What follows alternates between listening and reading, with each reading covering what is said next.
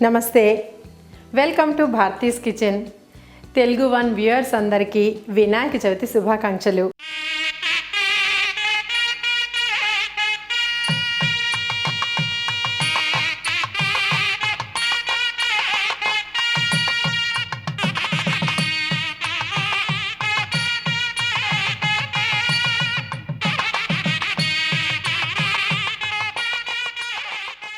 శుక్లాం భరధరం విష్ణుం శశివర్ణం చతుర్భుజం అంటూ ఏ పని మొదలెట్టాలన్నా, ఏ కార్యాన్ని మనం సాధించాలన్నా మొదటగా మనం వినాయకుడినే స్తుతిస్తాం. ఆది దైవంగా వినాయకుడినే పూజిస్తాం. మరి ఆ వినాయక చవితి స్పెషల్ చెప్పుకొని చూద్దాం. అందరికీ తెలిసినదేనండి, ఉండ్రాళ్ళు, కుడుములు, జిల్లేడికాయలు.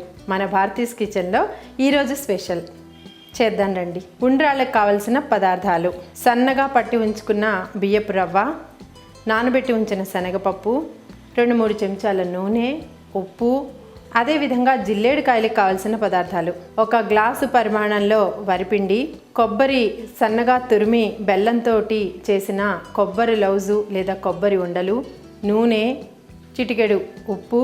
సర్వ్యర్స్, ఉండ్రాళ్ళు చేయటానికి ముఖ్యంగా మనకి వరి నూక కావాలి.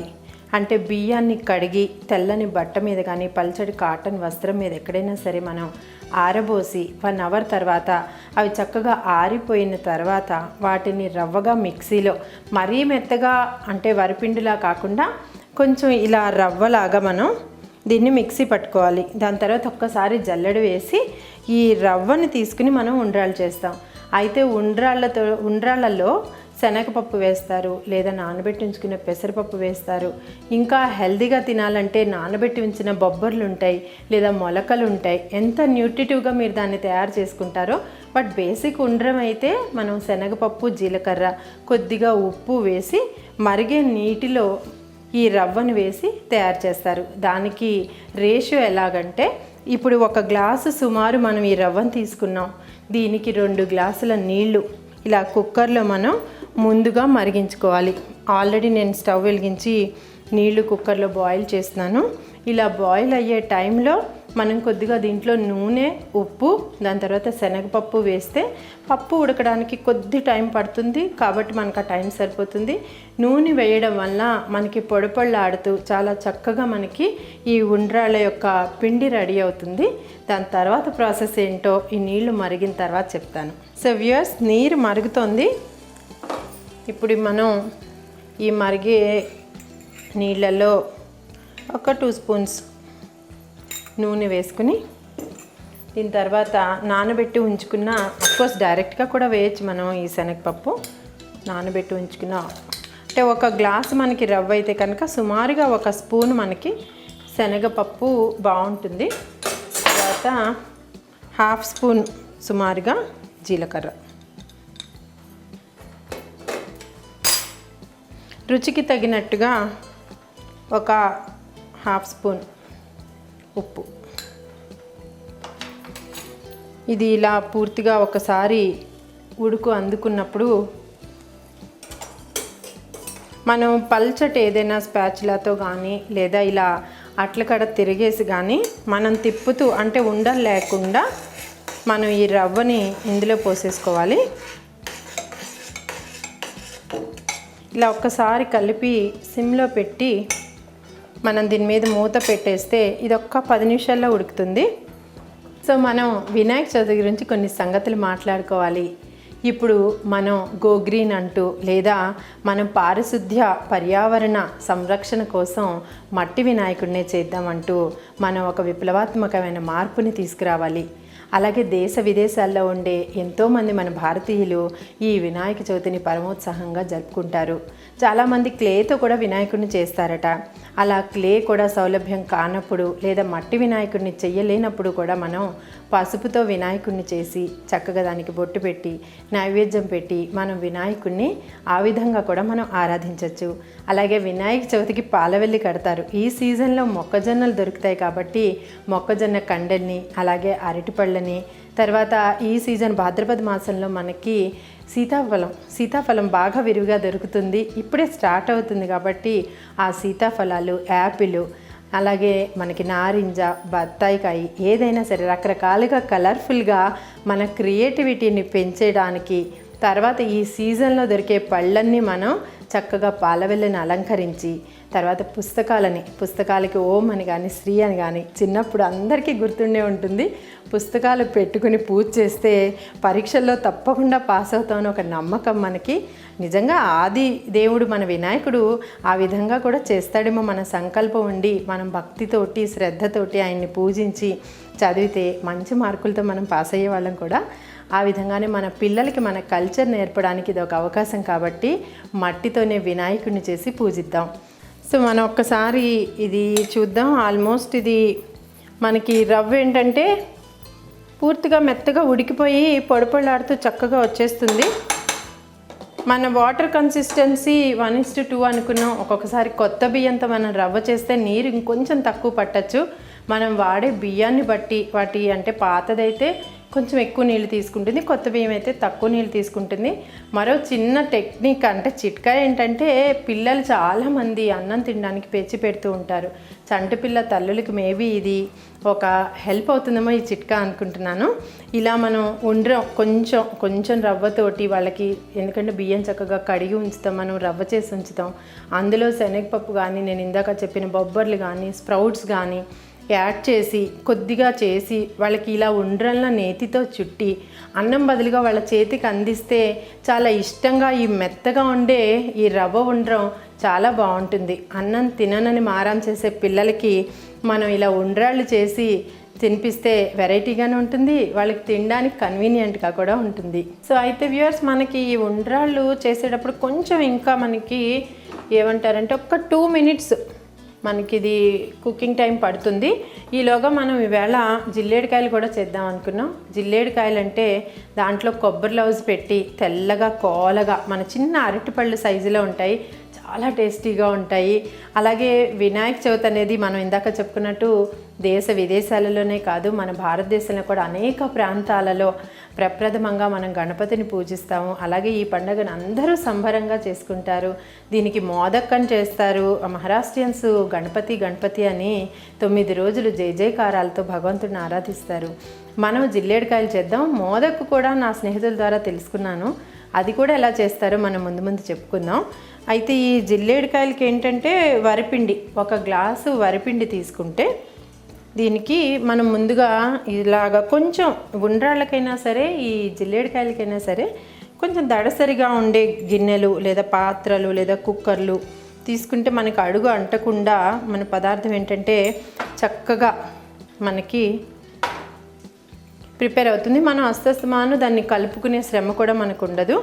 అయితే ఇలా కొద్దిగా నూనె వేసి ఇందులో మనం 1 గ్లాసు ఈ కొలత అనుకున్నాం కాబట్టి ఇది ఆల్మోస్ట్ 1 గ్లాసు కొద్దిగా 1.5 గ్లాస్ సుమారుగా మనం ఈ వరిపిండికి కొలతగా వేసుకుని ఈ తోపు అంటాను దీన్ని, ఇది చప్పగా ఉండకుండా 1 చిటికెడు ఉప్పు దీనికి జోడించి ఈ నీళ్లు మరుగుతున్నప్పుడు ఈ వరిపిండిని వేసి కలిపి పెట్టాలి.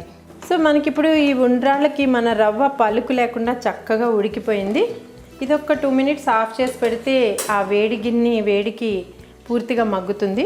అయితే మనం వేస్ట్ చేసుకోకుండా ఈ పక్కన స్టవ్ మీద మనం నీళ్లు బాయిల్ చేయడానికి పెట్టాం కదా.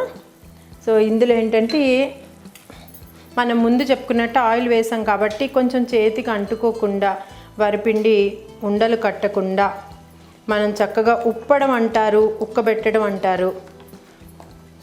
సో మనం ఈ వరిపిండిని లంప్స్ లేకుండా మెత్తగా ఇలా కలుపుతూ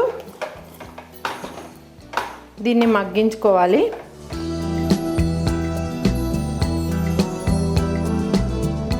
మనం ఈ వేడి వాటర్లో వేసాం కాబట్టి ఆల్మోస్ట్ మనకి ఈ వరిపిండి మెత్తటి పిండే కాబట్టి ఉడికిపోతుంది. మనం నాన్ స్టిక్ ప్యాన్ తీసుకున్నాం కాబట్టి ఇది స్టిక్ అవ్వకుండా చక్కగా ఇది పూర్తిగా మనం ఇలా స్ప్రెడ్ చేసి 2-3 నిమిషాలు దీని మీద మూత పెడితే మనకి మగ్గి పూర్తిగా మనం కుక్ చేయడానికి రెడీగా ఉంటుంది. సో చూస్తున్నారు కదండి, మనం 2 minutesలో స్టవ్ కూడా ఆఫ్ చేసేసాం. ఇలా మనకి వరిపిండి పూర్తిగా ఉడికిపోయి మన జిల్లేడికాయలు చేయటానికి రెడీగా మనకు కావలసినట్టుగా ఇది తయారైంది. ఇది కూడా మన గిన్నె వేడికి మరికొద్దిగా మగ్గుతుంది. ఈలోగా మనకి ఈ ఉండ్రాళ్ళ రవ్వ ఏదైతే మనం ఉండ్రాళ్ళుగా చేసామో దాన్ని ఒక పళ్ళెంలో ఆరబెట్టుకుని మీరు అనుకున్న సంఖ్యలో 9, 11, 21 అలా ఉండ్రాళ్ళుగా చుట్టుకుని మనం దీనికి మాత్రం కొద్దిగా నేతి రాసుకుని నేతితోటి చక్కగా రౌండ్గా ఉండ్రాళ్ళు చుట్టుకుంటే చాలా టేస్టీగా కమ్మగా నోరూరుతో ఎప్పుడు పూజ అవుతుంది, ఎప్పుడు ఉండ్రాళ్ళు తిందామా అనిపించేలాగా మనం ప్రిపేర్ చేసేద్దాం. మరి 2 మినిట్స్లో వస్తాను. సో చూస్తున్నారు కదా వ్యూవర్స్, మనకేంటంటే ఇది వెడల్పాటి బేసిన్లో కానీ పళ్ళెంలో కానీ మనం ఇలా బాయిల్ చేసుకున్న రవ్వని వేసి ఇది పూర్తిగా బాయిల్ అయిపోతుంది కాబట్టి మనకి నూకలా కానీ లేకపోతే మనకి హాఫ్ బాయిల్డ్ అని అనిపించదు. మనం రైస్ కుక్ చేసినట్టే 1:2 రేషియోలో మనం ఈ రవ్వని కుక్ చేస్తాం కాబట్టి ఇది ప్రాపర్గా కుక్ అవుతుంది. కాబట్టి మనం దీన్ని మళ్ళీ స్టీమ్ చేయాలనే జంజాటం కూడా మనకు ఉండదు. అలాగే మనం టిఫిన్స్ గురించి మాట్లాడుకుంటున్నప్పుడు ఇది ఎంత హెల్తీ టిఫినో, చక్కగా 2 చట్నీలు చేసుకుని లేదా పెరుగు, అలాగే అన్నం తిననని మారం చేసే పిల్లలకి ఇలాంటి ఒక లడ్డు చేతికిచ్చి పంపిస్తే వాళ్ళు హ్యాపీగా తింటూ ఆడుకుంటూ మళ్ళీ మన దగ్గరికి 2 లడ్డు కోసం వస్తారు. అది మనం ఈజీగా మనం పిల్లలకు అన్నం తినిపించినట్టు అవుతుంది. అలాగే మనం అన్నం ఇది రైసే కాబట్టి వాళ్ళకి కడుపు నిండుతుంది.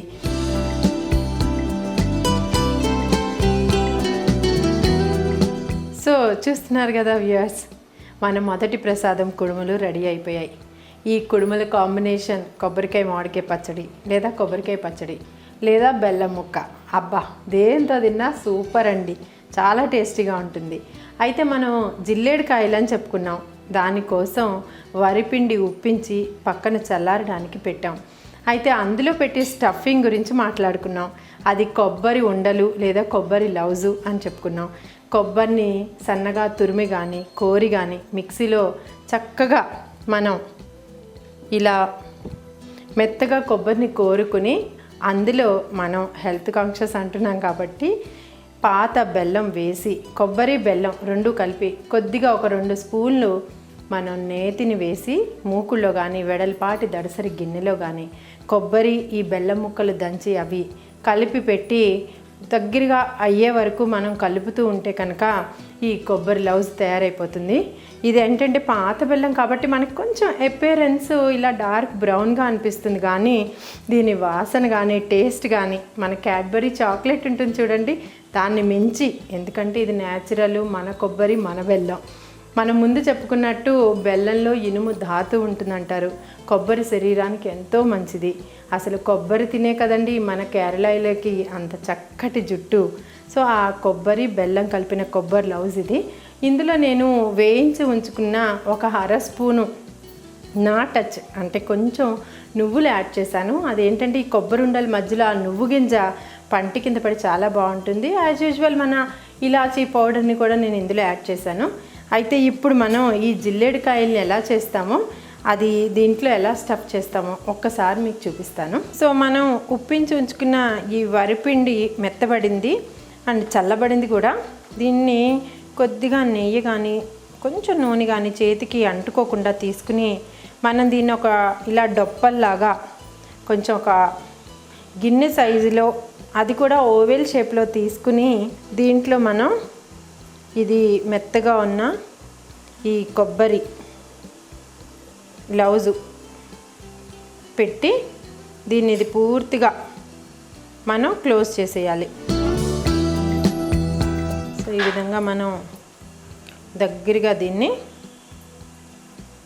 క్లోజ్ చేసి ఇలా చిన్న అరటిపండు సైజులో కోలగా, మన జిల్లేడు కాయలు అంటాం వీటిని, మేబీ జిల్లేడు కాయలు ఇలాగే ఉంటాయేమో ఈ షేప్లో. సో ఇలా చేసుకున్న తర్వాత కొద్దిగా తడి చేత్తోటి దీన్ని కాస్త పాలిష్ చేసుకుని వీటిని ఇలా ఇడ్లీ కుక్కర్లో ఆవిరి మీద ఒక్క 2-3 నిమిషాలు మనం మూత పెట్టి ఉంచి తీస్తే ఇది పూర్తిగా యాజ్ ఇట్ ఈస్గా కూడా ఇది తినేయచ్చు, ఎందుకంటే మనకి ఇది పూర్తిగా కుక్ అయిపోయింది. కాకపోతే మన ట్రెడిషనల్ విధానంలో దీన్ని ఆవిరి మీద ఒక్కసారి కుక్ చేస్తారు కాబట్టి ఇలా ఒక 4-5 చేసుకుని మనం ఇడ్లీ ప్లేట్ మీద పూర్వకాలం అయితేటండి ఇత్తడి గిన్నె తీసుకుని దానికి దడసరి మూతతోటి దడసరి గుడ్డతోటి వాసనగా కట్టి ఆ గుడ్డ మీద వీటిని ప్లేస్ చేసి దాని మీద మూత పెట్టేవాటండి. దాన్ని ఆవిరి కుడుములు కానీ ఈ జిల్లేడికాయలు కానీ ఆ విధంగా ఉండేవాట. మనకి చక్కగా ఇడ్లీ కుక్కర్ అందరి ఇళ్ళలో అవైలబుల్గా ఉంటుంది కాబట్టి మనం ఇడ్లీ కుక్కర్లో పెట్టి వీటిని ఒక్కసారి ఆవిరికి ఉడికిద్దాం.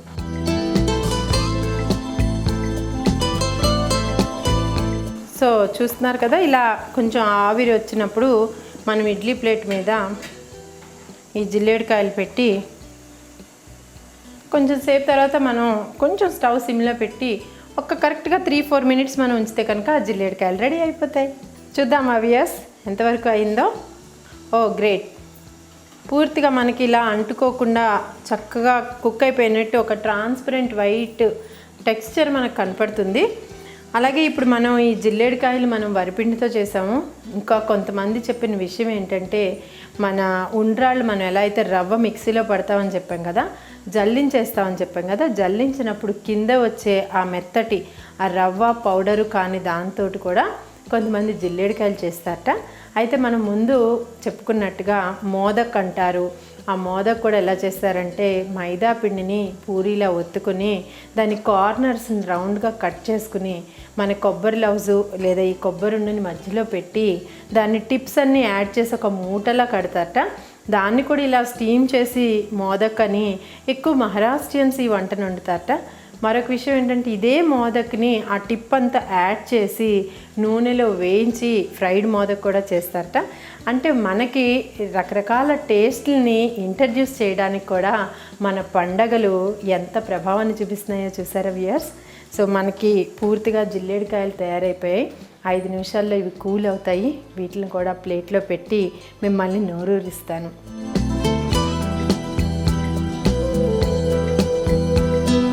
సో చూసారు కదా వ్యూయర్స్, ఇది జిల్లేడికాయల తయారీ విధానం. ఇది కూడా మనకి పత్తి పని అనిపిస్తే కనుక ఇలా మనం కొబ్బరి ఉండలు చేసుకుని ఉండ్రాళ్ళని ఈ కాంబినేషన్లో కూడా తినేయచ్చు. అయితే మరి మన వ్యూయర్స్ అందరికీ మన భారతీస్ కిచెన్ తరఫున వినాయక చవితి శుభాకాంక్షలు. మీరు అనుకున్న పనులన్నీ, మీరు సంకల్పించుకున్న ఆలోచనలన్నీ ఏ విఘ్నాలు లేకుండా త్వరితగతిన ముందుకు సాగిపోవాలని, చక్కగా మీరు అనుకున్న కోరికలన్నీ తీరాలని, వినాయక చవితి సందర్భంగా దేశ విదేశాల్లో ఉండే మన భారతీయుల అందరికీ వినాయక చవితి శుభాకాంక్షలు తెలుపుతూ మరి నెక్స్ట్ ఎపిసోడ్లో మరో కొత్త వంటకంతో మళ్ళీ మేము ముందుంటాను. అంతవరకు వినాయక చవితి శుభాకాంక్షలతో నమస్తే.